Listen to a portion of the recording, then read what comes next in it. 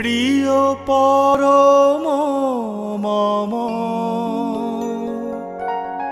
परम पूज्यपाद श्री श्री आचार्य देवेर चरणे आमार कोटि कोटि प्रणाम। आजकेर दीघा सत्संग बिहार आनुकूल्ये अनुष्ठित এই অনলাইন सत्संगे श्रद्धेय संचालक महोदय सम्माननीय दिलीप दा एवं समस्त ऋत्विक देवता के आमार सश्रद्ध प्रणाम एवं समस्त गुरु भ्राता एवं मातृमंडली सबाई के आमार आनंदित जयगुरु। आमार मने हय एखाने तो सब बांगाली आছেন, आमार बांगला বলাটাই ঠিক হবে না উড়িয়া বলতে হবে? এখানে কোনো অসুবিধা নেই, যারা আছে তারা বাংলাও বোঝে এবং উড়িয়া বোঝে, আপনার যেটা সুবিধা সেটা আপনি বলেন। না আমার তো তিনটে ভাষা সুবিধা, উড়িয়া বাংলা হিন্দি, সুতরাং আপনি যেটা বলেন সেটা বলুন আগে।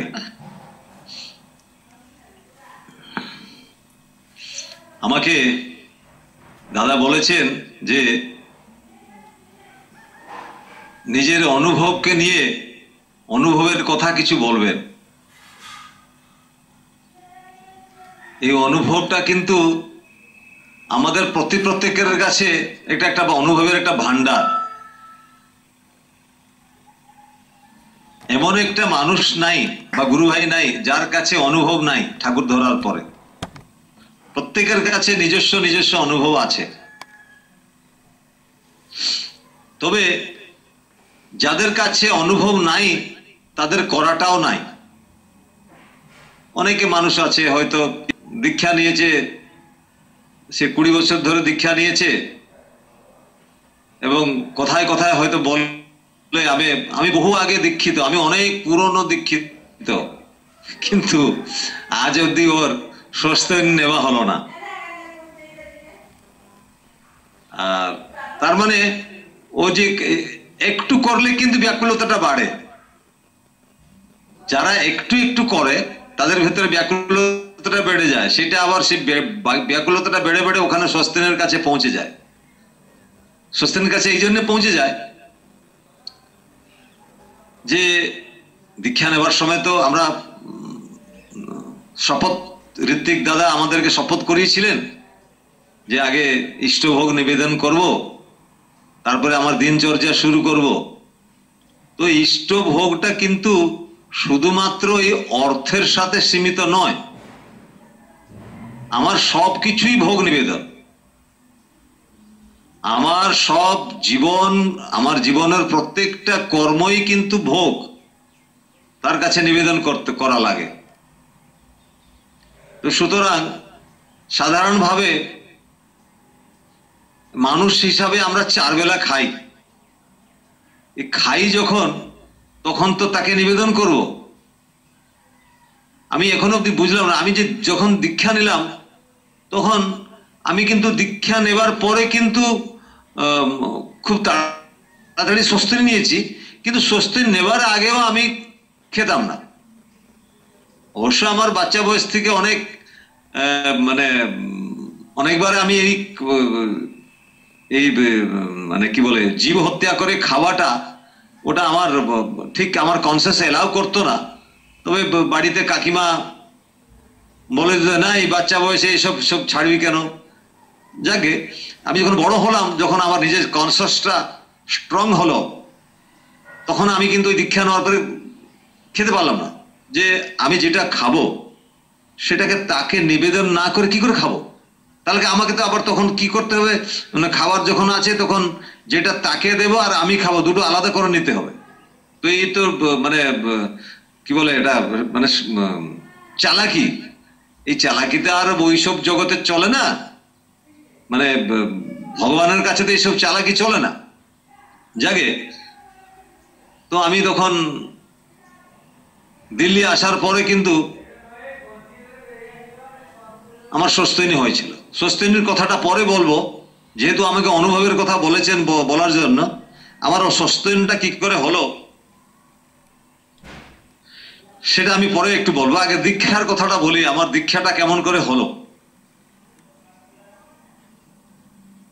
আমার দীক্ষাটা হলো এই যে এখন যিনি কীর্তন করছিলেন শরৎচন্দ্র মহাবুই, ওনার বাড়ির কাছে থাকেন ভাস্কর চন্দ্র বারিক। ওনার সাথে যদি আমার পরিচয় না হতো তাহলে আমার ঠাকুর ধরাও হতো না। আমি তখন ছিলাম communist minded, all India student ফেডারেশনের মেম্বার ছিলাম। আপনারা প্রত্যেকে জানেন, যারা কমিউনিস্ট ভাবধারাতে যুক্ত হয়ে যায় তাদের ভেতরে এই আধ্যাত্মিক জিনিসটা থাকে না।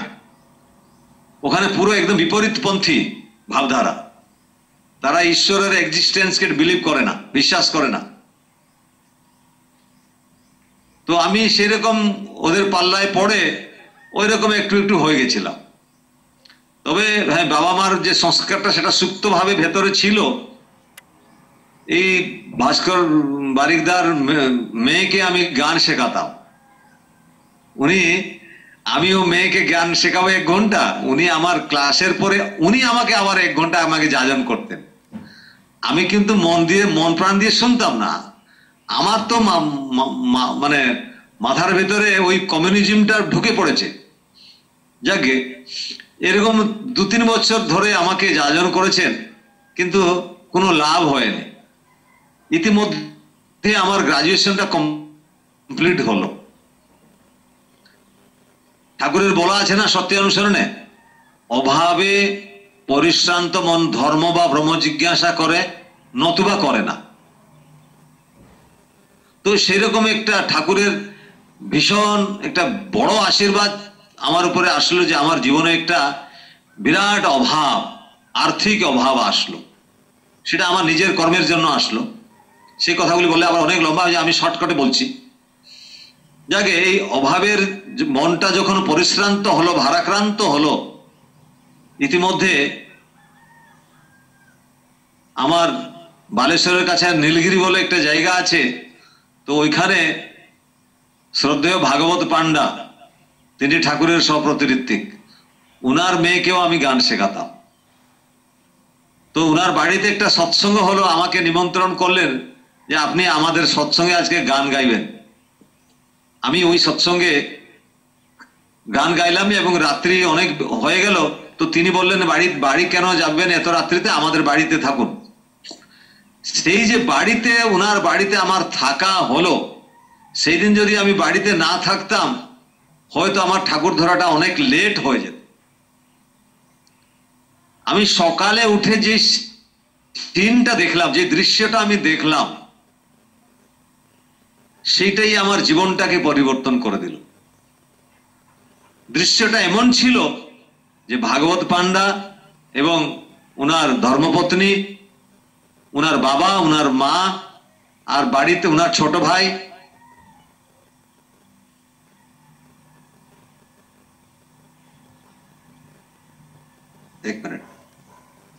উনার ছোট ভাই, উনার বাচ্চা সবাই মিলে একসাথে প্রার্থনা করছিল।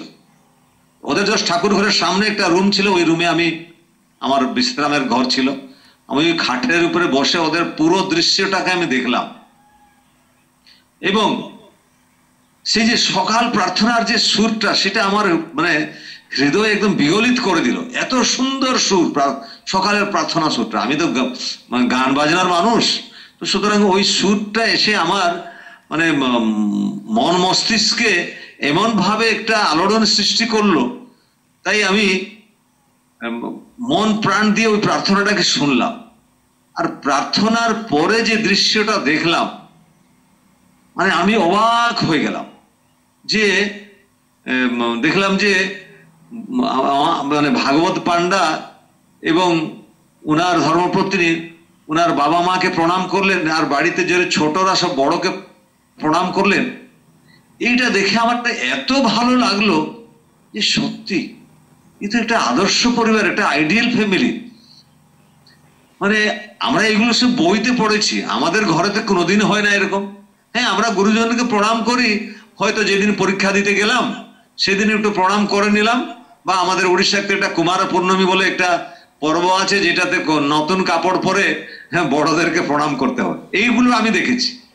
এর ছাড়া কিন্তু মানে প্রত্যেক গুরুজনকে প্রণাম, এটা দেখে কিন্তু আমার মনের ভেতর একটা বিরাট মানে পরিবর্তন আসলো। ইস, কাশ আমি যদি এরকম করতাম। আমি ওই সকালে চা খাওয়ার পরে আমি ভাগবত পান্ডাদাকে বললাম যে আমি দীক্ষা নিতে পারি? বলে হ্যাঁ নিতে পারেন। তাহলে আমাকে দিন। বলছি না না, এত তাড়াতাড়ি কেন, আপনি আগে ঠাকুরের সম্বন্ধে একটু জানুন, পড়ুন। আমাকে একটা সত্যানুসরণ দিয়ে দিলেন। আমি ওই সত্যানুসরণটা নিয়ে যখন পড়লাম, মানে প্রত্যেকটা লাইন যেমন হৃদয় ভেতরে একটা বিদ্ধ করে যাচ্ছে, মানে একটা নকিং, মানে খুব একদম এমন ভাবে মানে মনের ভেতরে ক্রিয়া করছে সেই সেন্টেন্স গুলো, মানে বাহ, এত সুন্দর কথা, আমি তো জীবনে কোনোদিন এরকম বই পড়িনি। তারপরের উইকতে যখন আসলাম আবার গান শেখাতে, ওনাকে বললাম যে আজকে আমি দীক্ষা নেব। বলছি না, উনি আমাকে আরেকটা বই দিলেন, বলে এটা পড়ুন। আমরা না না, এত আর পড়বো না, আমি যা পড়ার কথা পড়ে নিয়েছি, আমি তো আজকে দীক্ষা নিয়েই যাব। এই আমার দীক্ষা হলো। সম্মাননীয় ভাগবত পণ্ডাদা উনি আমাকে দীক্ষা দিলেন। সেদিন থেকে আমার একটা পুনর্জন্ম হলো। আমি বলবো পুনর্জন্ম হলো, কারণ দীক্ষাটাই কিন্তু সত্যি পুনর্জন্ম। দীক্ষার আগের যে জীবন, সে জীবনটা কেমন একটা মানে কি বলে, এটা সাজানো গোছানো জীবন নয়, কেমন একটা মানে কি বলবো, এটা ইনডিসিপ্লিন লাইফ ছিল। যেই জীবনতে কোনো শৃঙ্খলা বলে কিছু ছিল না, বা শৃঙ্খলা যদি ছিল সেটা শৃঙ্খলার কোনো কন্টিনিউটি ছিল না। অনেক সাধারণ মানুষ আছে, তাদের জীবনে মানে শৃঙ্খলা আছে, কিন্তু সে শৃঙ্খলার কন্টিনিউটিটা অনেক সময় ব্যাঘাত হয়, কেননা তাদের জীবনে কোনো জীবন্ত আদর্শ নাই। যাই হোক, আমার দীক্ষা হলো 91-তে, সেপ্টেম্বর 16 তারিখে। তারপরে আমি 93-তে দিল্লি চলে আসলাম। দিল্লি আসার পরে গান তো আমার পেশা, আমি গান নিয়ে অনেক ট্যুর করি। তখন আমার যতীনদার, যখন যতীনদার সাথে চতুর্দিকে যাচ্ছি, যতীনদার যাজন শুনেও আরো উদ্বুদ্ধ হয়ে গেলাম। আরো ইচ্ছে হলো যে না, এবার সস্তেনটা নিতে হবে। কিন্তু মনের ভেতরে একটা ভয় ছিল যে আমি তো এখানে থাকি, এখানে তো আমাকে অনেক জায়গায় যেতে হবে। এখন ইন্ডিয়ার ভেতরে অনেক সিটিতে যেতে হবে, প্লাস ইন্ডিয়ার বাইরেও যেতে হবে। তখন কি করব যদি খাবার না পাই? আমি এই প্রশ্নটা গিয়ে যতীনদাকে জিজ্ঞেস করলাম যে দাদা, আমার সস্তেন নিতে খুব ইচ্ছে করছে, কিন্তু মনের ভেতরে একটা ভয় আছে, আমি যখন বাইরের দেশে যাব, সস্তেন নিলে যদি ওখানে যদি খাবার না পাই। তখন তিনি বললেন, তিনি খুব মজা করেন, কি ভাবছিস মরে যাবি? খাবার না পেয়ে মরে যাবি? আমি চুপ। বলে শোন, যারা ঠাকুরকে বিশ্বাস করে, ঠাকুর তাদের খাবার ব্যবস্থা নিজেই করে দেন। এই বিশ্বাসটা রাখতে হবে, এবং তাই হয়েছে আমার জীবনে। আমি জাস্ট স্বস্তিন নেবার 1 মাস পর আমার জীবনের প্রথমবার বিদেশ প্রোগ্রাম আসলো, সেটা আবার জাপানে। আপনাদেরকে মানে ইয়ের জন্য, ইনফরমেশনের জন্য বলে দিই, জাপান, চায়না আর কোরিয়া, এই বেল্টের যে দেশগুলো, তাদের খাবার এত বিচ্ছিরি, সে আমাদের এখানে পশুও খেতে পারবে না, সে এমন বিচ্ছিরি খাবার ওদের দেশে। যাকে আমি কিন্তু গেছিলাম, যতটা পারি খাবার কিছুটা নিয়ে গেছিলাম। একটা বড় অ্যাটাচি দিল্লির সরোজিনী নগর থেকে, মার্কেট থেকে একটা বড় একটা ব্যাগ কিনে নিয়ে আসলাম। যতটা ম্যাক্সিমাম খাবার আমি মানে রেডি টু ইট খাবারগুলো ভরে নিলাম। কিন্তু ওখানে আমার সাথে যে মিউজিশিয়ান গুলো ছিল তারা যদিও ননভেজ খায়, কিন্তু তাদের খাবারটা তো ওরা খেতে পাচ্ছে না, তাদের তো একটা ডিসস্যাটিসফ্যাকশন।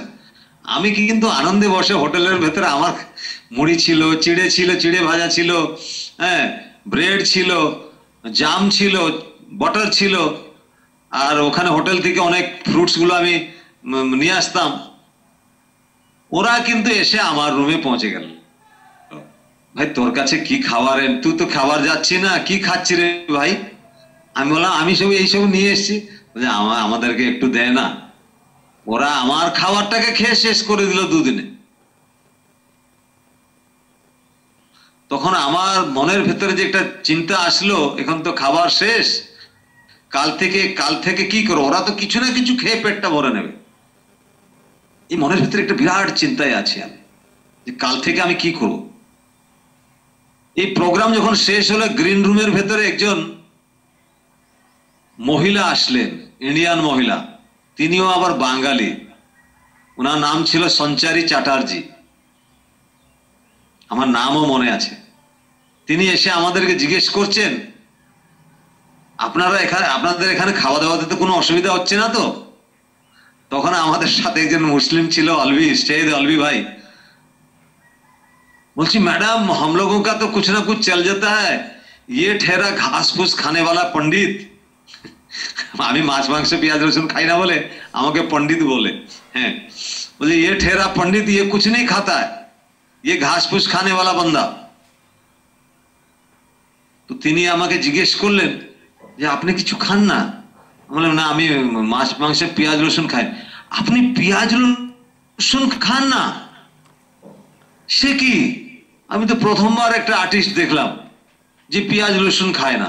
আর্টিস্টরা তো খুব খুব খায়, आर्टिस्ट कलाकार लोग तो खूब खाते पीते हैं, और আপনি পেঁয়াজ রসুন খান না, আপনাদের অসুবিধা হয় না? আপনার আজ অবধি তো অসুবিধা হয়নি। বলে আচ্ছা আচ্ছা ঠিক আছে, আপনি চিন্তা করবেন না, আমি আপনার জন্য দুবেলা লাঞ্চ আর ডিনার নিয়ে আসবো বাড়ি থেকে বানিয়ে। আমি কৃতকৃতার্থ হলাম। ঠাকুরের যে যতীন্দার কথা আমার মনে পড়লো, যে তার প্রতি বিশ্বাস থাকলে, ভরসা থাকলে তিনি খাবার জোগাড় করে দেন। দেখেন কোথায় জাপান, কোথায় সে সঞ্চারী চ্যাটার্জি, সে জাপানে থাকে, আমি তো ওকে চিনি না, বা সেও আমাকে চেনে না। এসব ঠাকুরই করা। তো তিনি আমার জন্য দুবেলাই খাবার নিয়ে আসলেন। শুধু আমিও খেলাম, আমার সাথে সাথে যে আমার সাথী কলাকার ছিল তারাও খাবার পেয়ে তারাও তৃপ্ত হলো। তো বলার কথা হচ্ছে,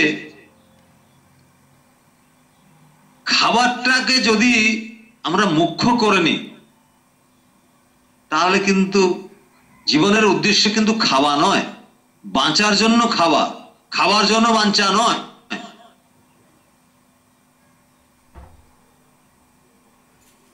সুতরাং এই যে খাবারটা আমি খাবো, আমি বেঁচে থাকবো তার জন্য খাওয়া। আর খাওয়ার সময় উড়িয়া ভাগবতে আছে, আহারে ভলমন্দ নাহি, যে স্থানে যেমন্ত মিলই। আহারে ভলমন্দ নাহি, যে স্থানে যেমন্ত মিলই। এই কথাটাকে উড়িয়া লোকেরা অনেক কদর্থ করে দেয়, যে আহারে কোনো ভালো মন্দ দেখতে হবে না, যা পাবে খেয়ে নেবে। এই কথাটা কিন্তু এরকম না। ভালো মন্দ কিন্তু একটা ওয়ার্ড নয়, ভালো একটা ওয়ার্ড, মন্দ একটা ওয়ার্ড। ভালোর পরে একটা কমা আছে। আহারে ভালো, ওখানে দাঁড়াও, পচ, মন্দ নাই। শরীরম আদ্যম খড়ু ধর্ম সাধনম। ঋষিরা বললেন শরীরম আদ্যম খড়ু ধর্ম সাধনম, শরীরটা আগে, শরীরটাকে শুদ্ধপুত্ত ভাবে রাখতে হবে। ঠাকুরও তাই ষষ্ঠীর প্রথম নিয়মটাই বলে দিলেন, শ্রী বিগ্রহের শ্রী মন্দির ভাবে যত্ন করি শরীরটাকে। শ্রী মন্দিরের শ্রী বিগ্রহ এই শরীরটা, তাকে সেইভাবে আমাকে যত্ন করতে হবে। তাহলে আমি এইসব কদর্য খাবারগুলো কি করে খেতে পারি? মন্দিরের ভেতরে কি আমি মাছ মাংস ঢোকাই, পেঁয়াজ রসুন নিয়ে যাই? নিয়ে তো যাই না। তাহলে এখানে কি করে ঢোকাবো? এটা তো একটা দেহ মন্দির। এইরকম যখন আমরা ভাবতে শুরু করব, কিন্তু তখন স্বস্তি নিতে কোনো অসুবিধা নেই। ঠাকুর সেই জন্য বললেন স্বস্তিনী মানে না উন্নতিতে চলে না। স্বস্তিনী মানে না উন্নতিতে চলে না। আমরা প্রকৃত উন্নতি জীবনে চাই, কিন্তু যা করলে উন্নতি হবে তা করব না, তা কি করে হবে? ঠাকুর তো বললেন না করে যে পেতে চায় দুঃখ তার পিছে ধায়। Doing is the mother of getting. আমি কিছু পেতে চাই, তার জন্য করতে হবে। সুতরাং জীবনে প্রত্যেকটা মানুষ তার জীবনে উন্নতি চায়, আর এই উন্নতিটাই এই মানে বৃদ্ধিটাই তো জীবনের উদ্দেশ্য, বাঁচা বাড়া। আমরা বৃদ্ধি চাই, কিন্তু নিজের খেয়াল খুশি মাফিক বৃদ্ধি চাই। নিজের খেয়ালতে হবে না তো। এখানে আমার কাছে হারমোনিয়ামটা আছে, হারমোনিয়ামটা নিয়ে নিজের খেয়াল খুশি মতন বাজালে কি বাজবে? আমি যেমন তেমন করে চাইলে বাজবে? বাজবে না। তার একটা প্রসেস আছে, সেই প্রসেসটা যিনি জানেন তার থেকে শিখে নিতে হবে। সিমিলারলি আমরা জীবনটাকে উপভোগ করতে চাই, জীবনের উন্নতি চাই।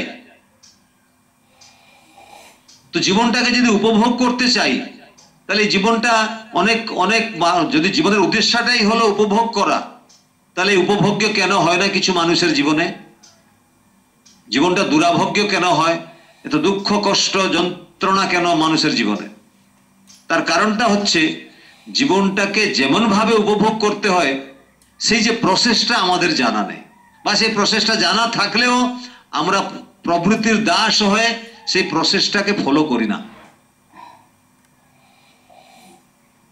জীবনটাকে উপভোগ করতে হলে আগে জীবনটাকে জানতে হয়। হারমোনিয়ামটাকে উপভোগ করতে হলে আগে হারমোনিয়ামটা কে, তার রিট কোনটা, সা কোনটা, রে কোনটা, গা কোনটা, কোমল রে কোনটা, কোমল গা কোনটা, কোমল ধা, এগুলো সব আগে জানা লাগে। না জেনে যেমন তেমন করে হাত চালালে থোড় না চলবে। তো মানে জীবন সারা জীবন যদি হাত চালায় তবুও বাজবে না।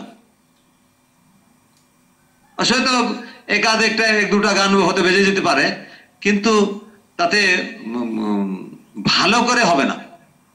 সুতরাং একটা গাড়িটাকে আমি এনজয় করতে চাই, তো গাড়িতে সব পার্ট সম্বন্ধে আমাকে জানতে হবে তো।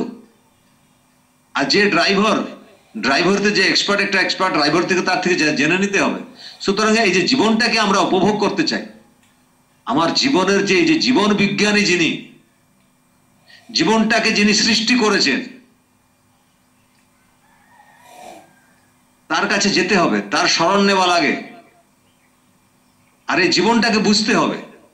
সাধারণ মানুষকে যদি জিজ্ঞেস করা হয় জীবনটা কি, হোয়াট ইজ লাইফ, যদি আমি জিজ্ঞেস করি কাউকে হোয়াট ইজ লাইফ,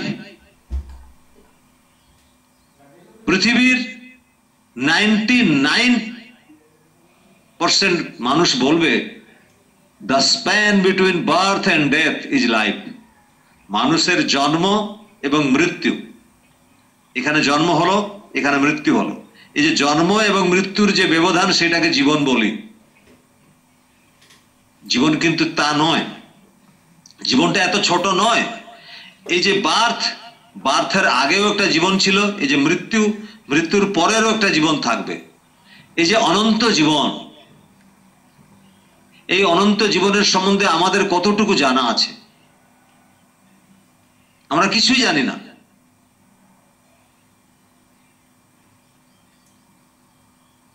অর্জুনকে যখন শ্রীকৃষ্ণ বলছিলেন কুরুক্ষেত্র ময়দানে যে আজকে তোমাকে আমি যে তত্ত্ব কথা বলছি, জীবনের যে গূঢ় রহস্যের কথা বলছি, এই কথা কিন্তু আমি অনেক আগে ভগবান সূর্যকে বলেছি। অর্জুন অবাক হয়ে গেলেন, বললেন সখা তুমি তো আমার বয়সী, তুমি আবার মানে ভগবান সূর্য তো হাজার হাজার লক্ষ লক্ষ বছরের আগে, তাকে তুমি কি করে বললে? তখন ভগবানের শ্রীমুখ থেকে যেটা উদ্ধৃত হয়েছিল, নিঃসৃত হয়েছিল, বহুনি মে জন্মানে ব্যতীতানি তব চার্জুনা तान्यहं वेद सर्वाणि न त्वं वेत्थ परन्तपः। हे अर्जुन, বহুনি মে ব্যতীতানি জন্মানি তব চার্জুন, তোমার আর আমার এরকম অনেক জন্ম বিতে গেছে। ফরকটা কি? তান্যহং বেদ সর্বাণি, বেদ মানে জানা, সেগুলো সব আমার জানা আছে। তান্যহং বেদ সর্বাণি ন ত্বং, তোমার নয়, তুমি জানো না। তোমাকে তো যদি জিজ্ঞেস করি 3 দিন আগে তুমি কোথায় ছিলে, কি করেছিলে, কি খেয়েছিলে, সেটা বলতে পারবে না। আর জন্মান্তর কথা তো অনেক দূরের কথা। সুতরাং এই যে আমাদের জীবনটাকে যিনি জানেন, যিনি আমার অতীতকে জানেন, যিনি আমার বর্তমানকে জানেন, যিনি আমার ভবিষ্যৎকে জানেন, সেই জীবন বিজ্ঞানী যখন আসেন, তিনি মাঝে মাঝে আসেন। স্বামী বিবেকানন্দ বলেছিলেন, there is a special class of world teacher over and above the spiritual avatars and masters, when they command the lowliest of the low can become Mahatma. He is the highest Godhead in human form. And there is a special class of world teacher, এই যে বিশ্ব গুরু, তিনি যখন আসেন, তিনি he is the highest Godhead in human form, মানুষের রূপে তিনি আসেন। উনার ভেতরে ঈশ্বরত্ব মানে হাইয়েস্ট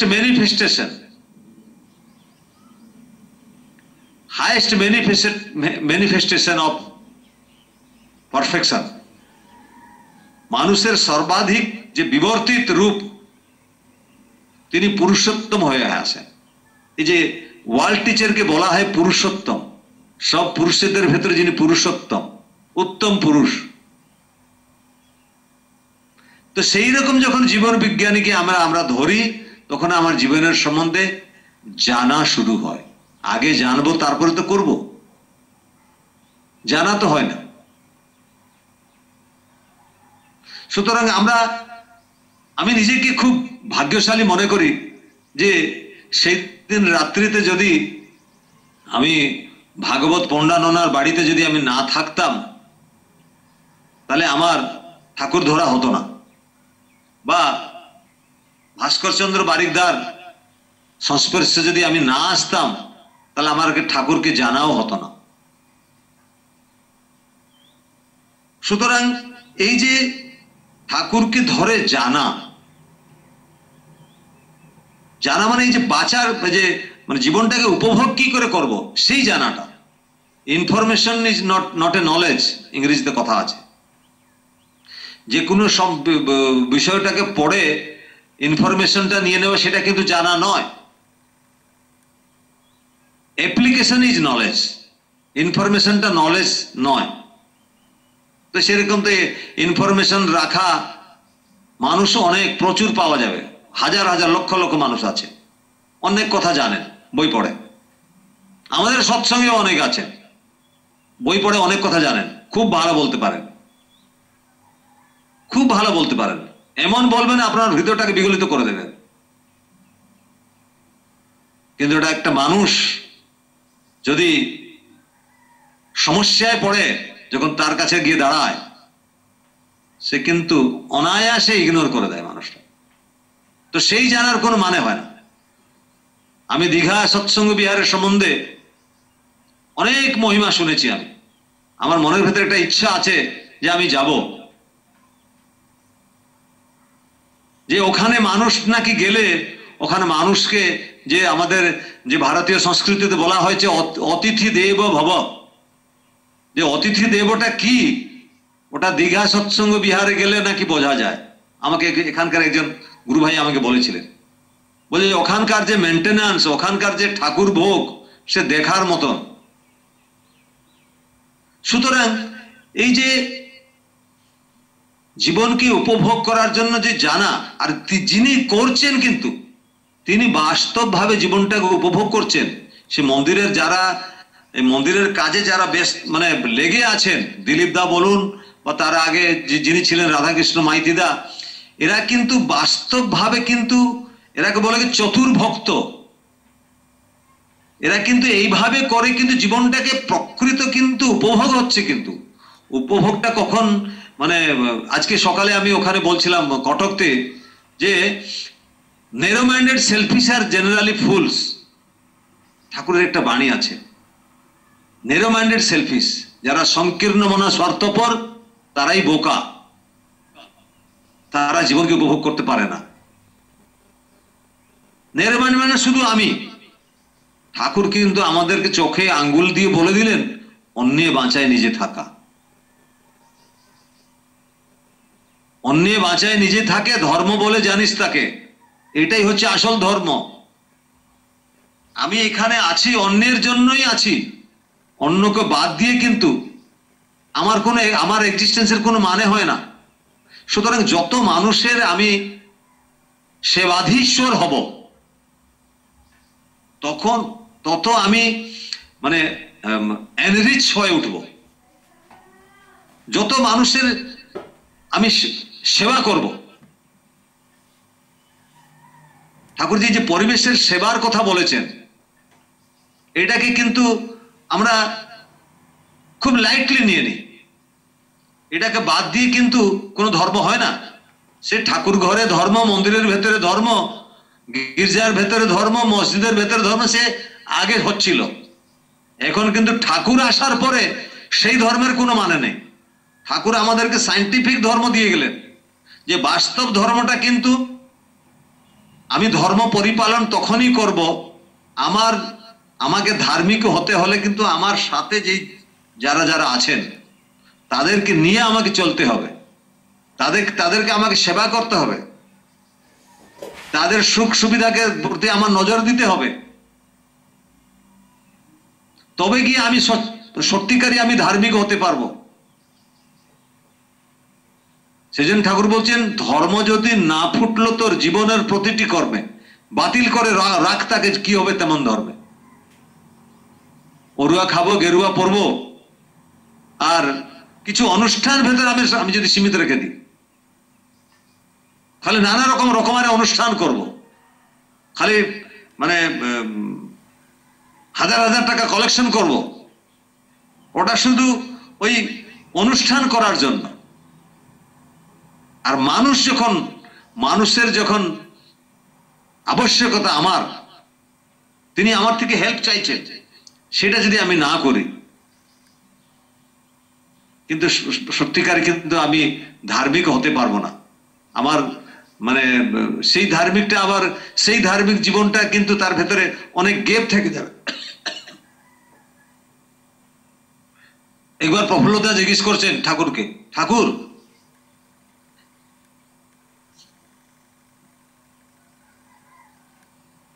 আমার পাটা একটু শুয়ে পড়েছে, হ্যাঁ, বলছেন ঠাকুর আমি আপনার কাছে তো 18 ঘন্টা থাকি, আমার তো পরিবেশের প্রতি সেবা না করলেও চলে। ঠাকুর বলছেন না, চলবে না। বলছি কেন? আমি তো আপনার কাজেই তো থাকি। ঠাকুর বলছেন আমার কাজে থাকো বলে তুমি তোমার ঘর থেকে যখন আমার ঘর অব্দি আসো, এই রাস্তায় যতগুলো লোকের ঘর পেরিয়ে আসো, তুমি তাদের সুখ সুবিধার সম্বন্ধে জিজ্ঞাসা করতে হয়, তারা কেমন ভাবে আছে। ঠাকুর এমন করে বলছেন, হয়তো কার একটা কমলা লেম্বুর যে আবশ্যকতা আছে, তুমি তাকে ওই কমলা লেম্বু দিয়ে আসলে। কারোর বাড়িতে হয়তো শরীর খারাপ হয়েছে, তোমার দ্বারা যতটুকু সম্ভব ওষুধপত্র জোগাড় করে তার ঘরে দিয়ে আসলে। এবং সেটা করার জন্য আমার কাছে আসা যে লেট করবে তাও চলবে না, আমার কাছেও আসবে আর ওটাও করবে। ঠাকুর বলছেন এই পরিবেশের সেবা না করলে কিন্তু তোমার ব্যক্তিত্বের বিকাশ হবে না। সেই জন্য ঠাকুরের একটা বাণী আছে, পরিবেশটাকে খতম করে বা পরিবেশটাকে হেলায় ফেলে ভাবছিস তুই খাবি বুঝি, যা ছুটে যান তাদের কাছে, তারাই যে তোর বাঁচার পুঁজি। আমি বাঁচতে চাই, ভালোভাবে বাঁচতে চাই এবং জীবনটাকে উপভোগ করতে চাই, প্রত্যেকটা মানুষ চায়। কিন্তু সেই উপভোগটা আমার মতন করে হবে না। ঠাকুর যেমন ভাবে বলেছেন উপভোগ করতে, ঠাকুরের যে উপভোগটা, জীবনটাকে উপভোগ করা হলো প্রিয় উপভোগ, প্রিয়কে নিয়ে উপভোগ করা, ঠাকুরকে নিয়েই উপভোগ করব। আমার সব, যতই আমি উৎসব করি বা অনুষ্ঠান করি বা সেলিব্রেশন করি, যা কিছু করি, সব কিন্তু ঠাকুরকে নিয়ে। আমি মানুষের জন্য সেবা করছি, কিন্তু আমার মাথার ভিতরে আছে আমার ঠাকুর খুশি হবেন, এটা আমি ঠাকুরের গরজে করি। ঠাকুর একটা বানিয়েছে না, you are for the Lord not for others, you are for the Lord and so for others. এই যে you are for the Lord, ওখানে একটা কমা আছে, আরেকটু আগে বলছিলাম কমার একটা মিনিং আছে। তো you are for the Lord, ওখানে থামো, আমি আগে ঠাকুরের সর্বত্র ভাবে হয়ে উঠব, then you are for the Lord and so for others. যখন আমি ঠাকুরের সর্বত্র ভাবে হয়ে উঠব, তখন কিন্তু সবার জন্য করার জন্য আমার ভেতর ব্যাকুলতা সৃষ্টি হবে। সুতরাং আমরা জীবনকে উপভোগ করতে চাই, জীবনের উদ্দেশ্যই হলো জীবনটাকে উপভোগ করা। তো এই প্রিয় উপভোগ, ঠাকুর কিন্তু বলছেন যে তোমরা উপভোগ করতে চাও, কিন্তু উপভোগটা এই জন্য হয় না। ঠাকুর বলছেন যে আমার 16 আনা না পেলে আমার তৃপ্তি হয় না। আবার বলছেন কারোর জন্য হয়তো 8 আনা দিয়ে রেখেছে, আর আমার জন্য 8 আনা, তাতে আমারও তৃপ্তি হয় না, ওরও উপভোগ হয় না। তাহলে ইনডাইরেক্টলি ঠাকুর আমাদেরকে মানে বুঝিয়ে দিচ্ছেন যে ঠাকুরকে সব জিনিসই কিন্তু 16 আনা নিয়ে চলতে হয়। আমি যখন মন্দিরের ভেতরে থাকলাম তখন কিন্তু 16 আনা ঠাকুরের হলাম, আর যখন খাবার খেতে বসছি তখন কিন্তু অখাদ্যগুলো খেয়ে যাচ্ছি, তখন কিন্তু ঠাকুরের কথা মনে পড়লো না, ঠাকুরের মূর্তিটা মনে পড়লো না।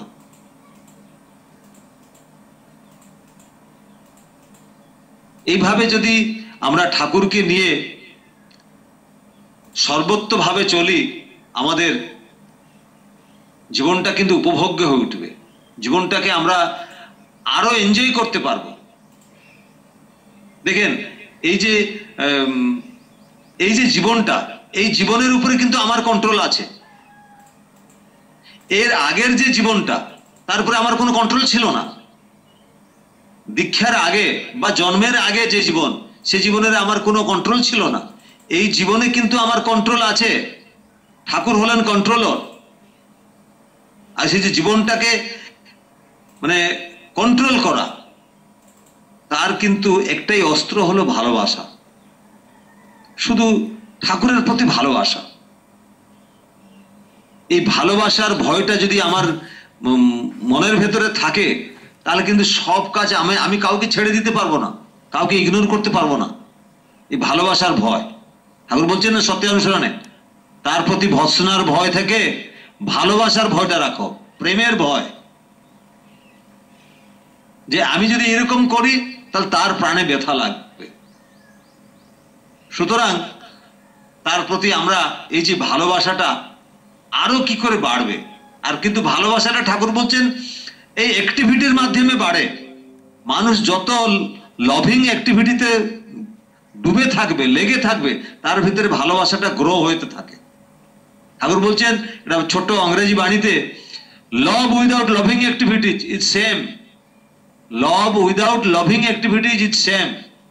এটি সেম মানে SHAME নয়, SHAM মানে প্রহেলিকা, মরিচিকা।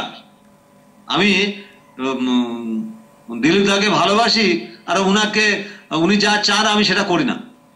উনি আমাকে বললেন যে আপনাকে একটু গান করতে হবে, আমি কিন্তু ফট করে মানা করে দিলাম। তো এটা কিন্তু ভালোবাসা নয়। তো সুতরাং love without loving activities it's same. আমি ঠাকুরকে ভালোবাসি, সুতরাং তার যে অ্যাক্টিভিটিস তিনি দিয়ে রেখেছেন, সেই অ্যাক্টিভিটিসতে আমি কত ডুবে আছি, আমার প্রত্যেককে অ্যানালিসিস করার, ভেবে দেখতে হবে যে আমি তার কাজে কত লেগে আছি। ঈশ্বরের ডাক এসেছে, তার কাজে তোর সঙ্গতি, যোগান দিয়ে ধন্য হবি, দূর হবে সব দুর্গতি। আমরা জীবনের সব দুর্গতি দূর করতে চাই, অবস্ট্রাকেলকে দূর করতে চাই, কিন্তু এই যে ঠাকুর বলে দিলেন তার কাজে সঙ্গতি, তো তার কাজে লেগে থাকবো না আর চাইবো আমার জীবনে কোনো মানে জীবনটা নিরাপদ হোক, হবে না। অনেকেই বলে যে আমার এতে সব করার জন্য আমার কাছে সময় নাই। আমি